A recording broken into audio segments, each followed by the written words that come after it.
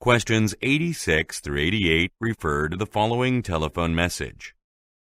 Hello, Miss Chen. It's Damian Marks from ʻwaɪə.ləs. I have some bad news. I won't be able to repair your phone. I know I told you that it would be easy to replace the cracked screen. However, the problem is more serious than I thought. When you dropped your phone, you broke several internal components. This means that it's going to cost more to fix your phone than to buy a new one. Why don't you stop by the store to look at the models in stock? We'll even give you a $100 store credit for your broken phone to use on your purchase. We're open from 8 a.m. to 10 p.m. each day, and I'm here from 9 a.m. to 6 p.m. on weekdays if you have any questions. Number 86.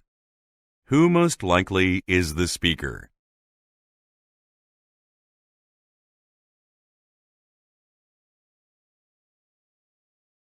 Number 87.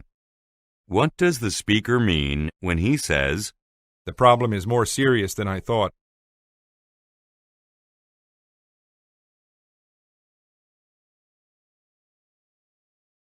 Number 88. What does the speaker offer?